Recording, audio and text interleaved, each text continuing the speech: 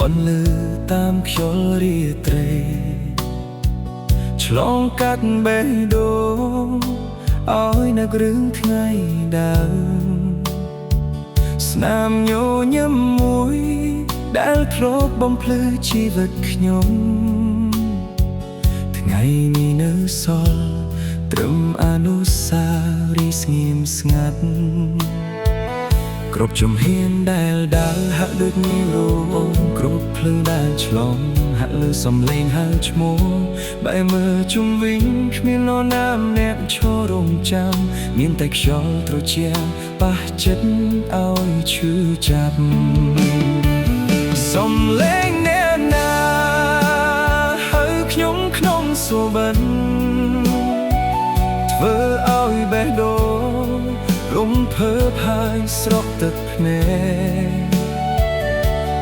ជាសំឡេងអូននៅអតីតកាលត្រឡប់មកទុកឲ្យខ្ញុំចាំមិនអាចបំភ្លេចបានសំឡេងអ្នកណានៅតែបន្លឺក្នុងចិត្តទោះពេលវេលាកន្លងផុតជាច្រើនឆ្នាំបើអាចជួបអូនម្ដងទៀតក្នុងជីវិតនេះខ្ញុំនឹងប្រាប់ថាខ្ញុំនៅស្រឡាញ់ដដែល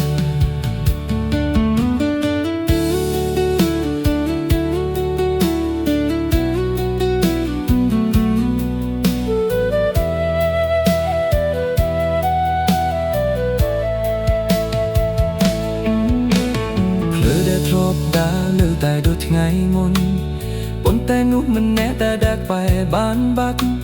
ផ្កាដែលធ្លាប់រីកក៏ស្រពោនតាមរដូវដូចស្នេហ៍របស់យើងដែលនៅសល់តែការនឹកបើសំឡេងនោះពិតជាអូនកំពុងហៅ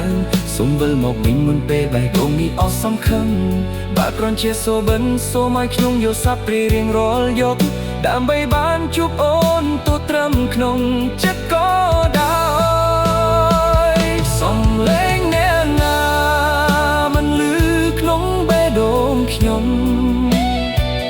មិនរលាយទៅតាមពេលវេលាឡើយអូនជាអនុស្សាវរីយ៍ដែលមានតម្លៃបំផុតទោះមិនបានជួបក៏ស្នេហ៍នៅតែ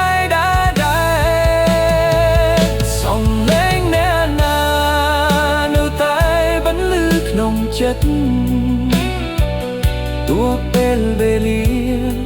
កន្លងផុតជាច្រើនឆ្នាំបើអាចជួបអូនម្ដងទៀតក្នុងជីវិតនេះខ្ញុំនឹងប្រាប់ថាខ្ញុំនៅស្រឡាញ់ដដែល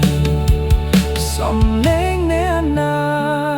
នៅតែបន្លឺក្នុងចិត្តប្រហែលជាសំឡេងមនុស្សដែលខ្ញុំស្រឡាញ់បំផុត